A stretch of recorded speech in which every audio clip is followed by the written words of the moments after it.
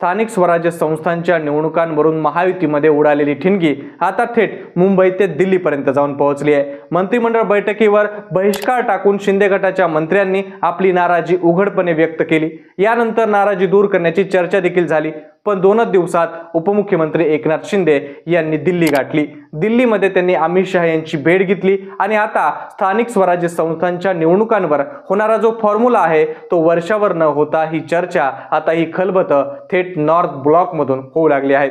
इकडे मुंबईत शिंदेंच्या दिल्लीवारीची बातमी येताच मुख्यमंत्री देवेंद्र फडणवीस आणि अजित पवार यांची वरच्या निवासस्थानी तातडीने एक बैठक झाली। शिंदे गटाची वाढती नाराजी कशी दूर करायची आणि पुढचं पाऊल काय असेल यावर या दोन नेत्यांमध्ये गांभीर्याने चर्चा झाली। दरम्यान शिवसेना नेते प्रताप सरनाईक यांनी मात्र कुटुंबात वाद होतच असतात असं म्हणत नाराजी कमी झाल्याचं स्पष्टीकरण दिलंय। पण तिन्ही पक्षांनी एकमेकाचे नगरसेवक न घेण्याचा जो निर्णय घेतलाय तो काय दर्शवतो? एकनाथ शिंदे हे दिल्लीत वरिष्ठ नेत्यांना भेटतायत, तर मुंबईत भाजप आणि अजित पवारांची बॅकअप प्लॅनची तयारी सुरू आहे का? महायुतीत खरंच सगळं आलबेल आहे की नाही? का नाराज एकनाथ शिंदे हे अमित शहांच्या भेटीला दिल्लीत नेमकं कशासाठी गेले होते? सीएम फडणवीस आणि अजित पवारांची नेमकं मुंबईमध्ये काय खलबतामध्ये नेमकं काय शिजतंय हे सगळं आजच्या व्हिडिओच्या माध्यमातून आपण पाहणार आहोत। जय शिवराय, मी अभिषेक सोळुंके जाणता महाराष्ट्रामध्ये आपल्या सर्वांचं अगदी मनापासून स्वागत करतो। महाराष्ट्राच्या राजकारणामध्ये एकाच विषयाची आता जोरदार चर्चा आहे।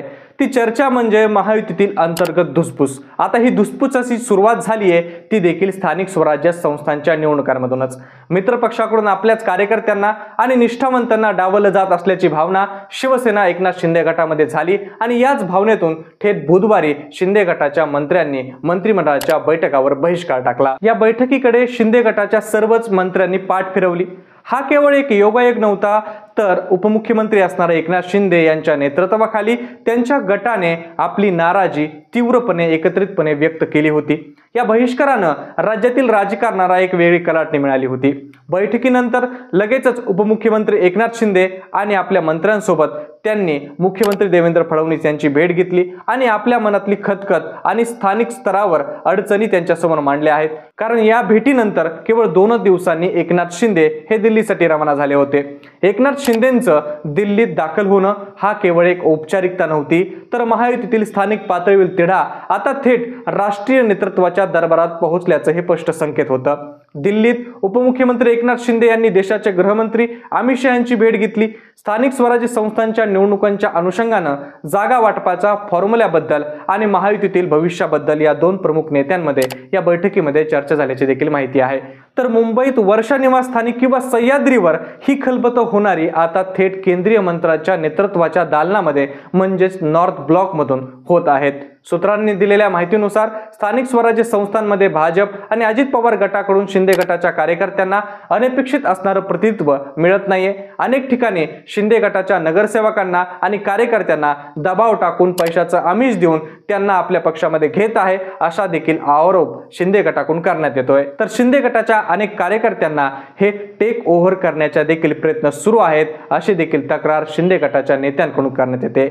उपमुख्यमंत्री असून देखील आपल्याच गटाच्या कार्यकर्त्यांना न्याय देता येत नाहीये। ही नाराजी दूर करण्यासाठी थेट केंद्रीय नेतृत्वाचा हस्तक्षेप गरजेचा होता आणि यासाठीच एकनाथ शिंदे हे दिल्लीमध्ये दाखल झाले होते असं देखील सांगितलं जातं। परंतु एकनाथ शिंदे हे बिहारमधील महायुतीच्या विजयानंतर त्यांना शुभेच्छा देण्यासाठी गेले असल्याचं देखील वरकरणी सांगितलं जात असलं तरी भाजपच्या राष्ट्रीय नेतृत्वाने दिलेल्या भूमिकेबद्दल चर्चा करण्यासाठीच हा दौरा महत्त्वाचा होता असं देखील सांगितलं जातं। इकडे दिल्लीत एकनाथ शिंदे आणि अमित शहा यांची भेटीची बातमी आली आणि लगेच मुंबईतील राजकीय घडामोडींना वेग आला। मुख्यमंत्री असणारे देवेंद्र फडणवीस आणि उपमुख्यमंत्री अजित पवार यांची तातडीनं वर्षा निवासस्थानी एक बैठक पार पडली। ही बैठक अत्यंत महत्त्वपूर्ण मानली जाते। या बैठकीचा मुख्य अजेंडा होता तो शिवसेना आणि त्यांच्या मंत्र्यांची आणि एकनाथ शिंदे यांची वाढती नाराजी कशी दूर करायची। कारण मंत्रिमंडळ बैठकीवर बहिष्कार टाकणं ही काय साधी गोष्ट नव्हती। ही नाराजी वेळीच दूर नाही झाली तर भविष्यात मोठे राजकीय परिणाम महायुतीला भोगावे लागतील याची जाणीव अजित पवार गटाला आणि भाजपला नक्कीच आहे। मात्र विश्वसनीय सूत्रांनुसार मिळालेल्या माहितीनुसार त्यांनी सांगितलंय की या बैठकीत केवळ नाराजी दूर करण्यावरच नाही तर त्या पलीकडे जाऊन चर्चा झाली आहे। एकनाथ शिंदे यांची वाढती नाराजी दूरच झाली नाही तर पुढे काय करायचं यासाठी देखील पुढच्या पावलावर म्हणजे बॅकअप प्लॅनवर देखील या दोन्ही प्रमुख नेत्यांमध्ये चर्चा झाल्याची देखील माहिती आहे। त्यामुळं महायुतीत खरंच सगळं आलबेल नाही हे आता जवळपास उघड झालंय। सत्तेतील 3 प्रमुख पक्ष अजूनही एका जवळच्या घटक पक्षाच्या नाराजीमुळे इतक्या तातडीनं आणि गांभीर्याने विचार करणे हे राज्यातील सत्ता समीकरणावर मोठं प्रश्नचिन्ह निर्माण करत आहे। महायुतीतील या वाढत्या तणावावर पडदा टाकताना प्रयत्न करणारे शिवसेना नेते प्रताप सरनाईक यांनी देखील यामुळे पडदा टाकण्याचा प्रयत्न केला।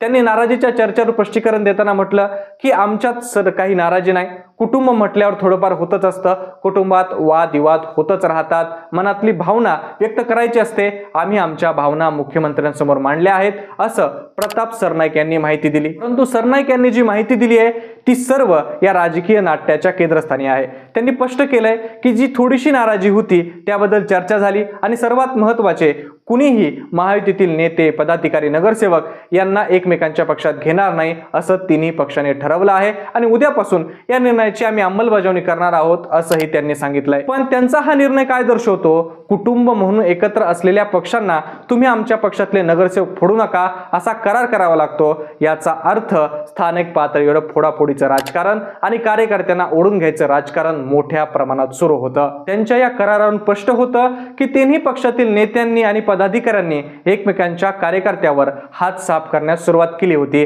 आणि याच गोष्टीमुळे शिंदे गटामध्ये तीव्र प्रमाणे असुरक्षिततेची भावना निर्माण झाली आणि एकनाथ शिंदे यांच्या दिल्ली वारीमुळे आणि फडणवीस पवारांच्या मुंबईतील तातडीच्या बैठकीमुळे राज्यातील राजकारणाची दिशा स्पष्ट झाली।